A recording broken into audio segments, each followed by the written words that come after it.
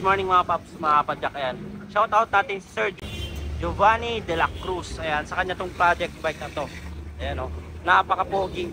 Group set pa lang, fork pa lang, mga presyo na ng mga project bike. Ayan, ang mamahal at ang lulupit ng mga kinabit natin dito sa kanyang project bike.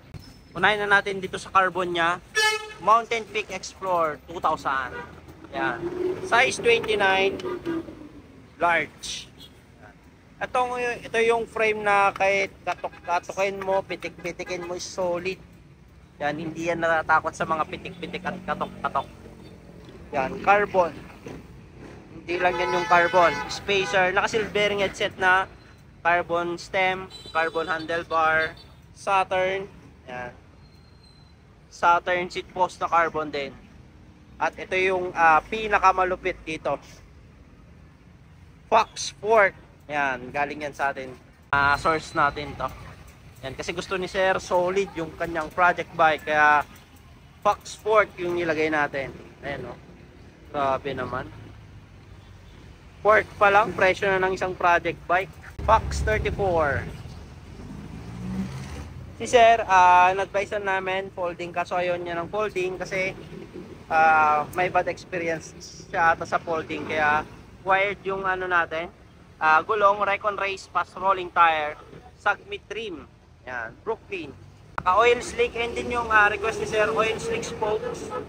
Yan, ito pwede siyang mamili, pwede niyang red or black. Ito kasi black and green kasi pag malayo kulay nagiging green yung mga spoke. Kaya ayun yung terno ko. Pero depende pa rin sa decision ni Sir kasi black and red yung terno ng bike natin.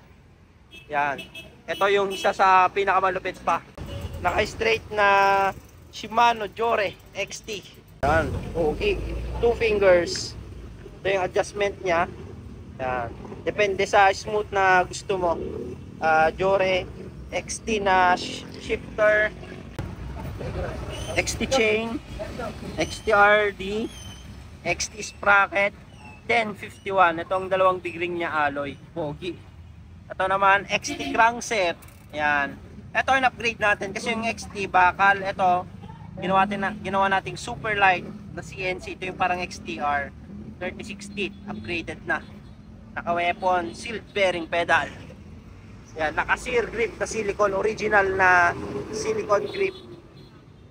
Ito pa yung malupit dito. Ang daming malulupit sa project bike ito. Ikaw ba naman yung magpa-build ng 110? Sa 110 ay yung total niya, pero may discount pa si Sir na binigay natin ng 105,000. Yan. 180 na rotor. Ito yung upgrade na namin to kasi yung fork pala pang 180. Kaya 180 yung nilagay natin dito kasi yung competition namin 160. Pero ito yan. In-upgrade na namin to. Wala siyang additional cost. Ganon din sa likod. Ayan o.